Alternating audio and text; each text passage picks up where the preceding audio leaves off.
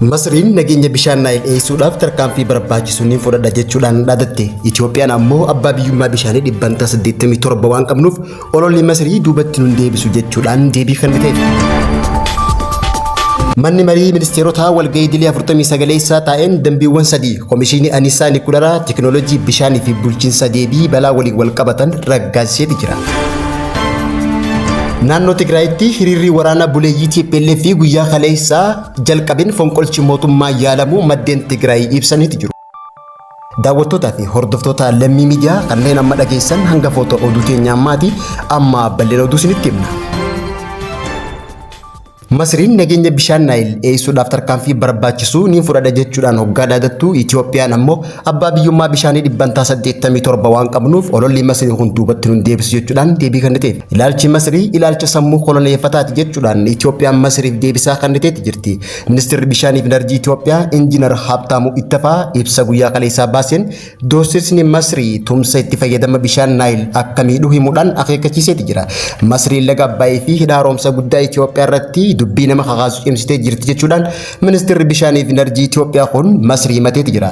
Ilaalchi sammuu koloneeffataa amma Masriin oofaa jirtu kun tumsa itti fayyadama biyyoota bishaan laga Naayil jidduu jiru balaadhaaf akka saaxilu kan akeekkachiise ministeerri bishaanii fi enerjii Itoophiyaa kun dubbii wixata kaleessaa pirezidaantii Masrii Abdul Fattah al-Siisiin Masriin nageenya bishaan Naayil eeguudhaaf tarkaanfii barbaachisu ni fudhatti jechuudhaan dubbate hordofee ibsa kanneen deebisaa gahaa kenneefi.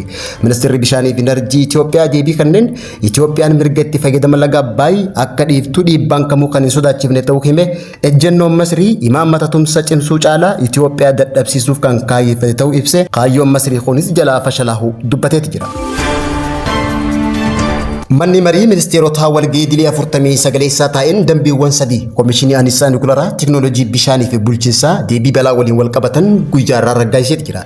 Manni marii ministeerotaa walgahii idilee 49 guyyaa kaleessaa eegaleen dambii hundeeffama Komishinii Anisaa Nikularaa Itoophiyaa kan raggaasise hoggaa ta'u, komishiniin kun teknoolojii Nikularaa dameewwan akka ifaa, indaastirii, wabii nyaataa, fayyaa fi qorannoodhaaf karaa nagaan akka itti fayyadaman kan qindeessuu fi kan to'atu ta'uun ibsameeti jira.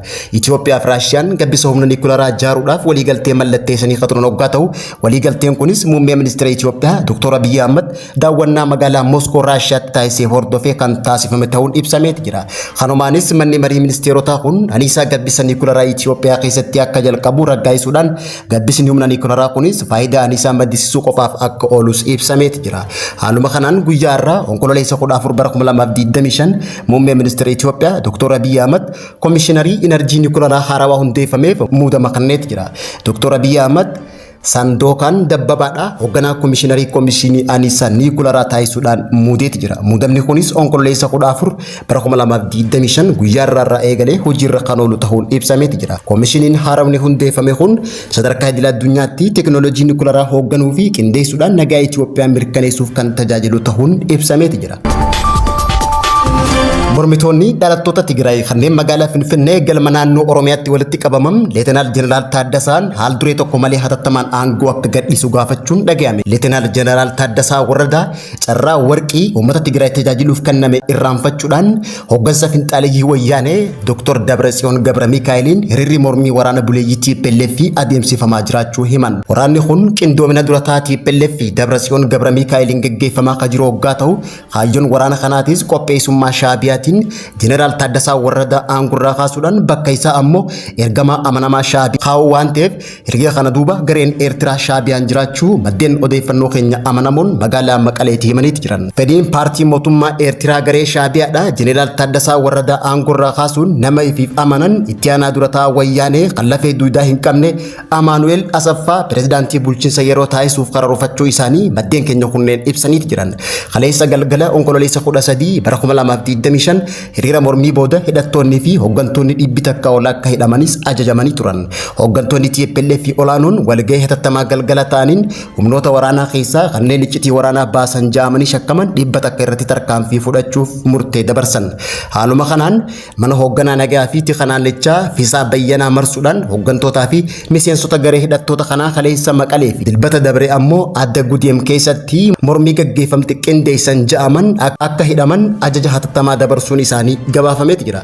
Kunis hooggantoota hiriira qindeessan haa jaaman malee hooggantoota iccitii baasan jaamanii sodaataman ta'uun illee ibsameeti jira.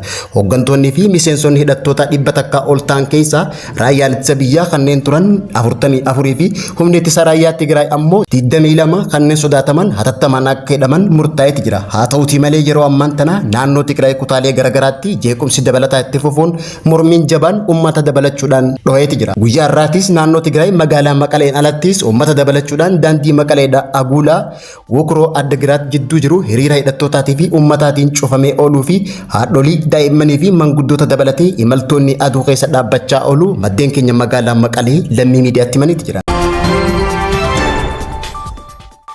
Daawwattoota fi hordoftoota lammii miidiyaa oduun galgala kanaaf qabannee dhiyaanne kanan gammaatti hordofaa turtanii turtii gaarii.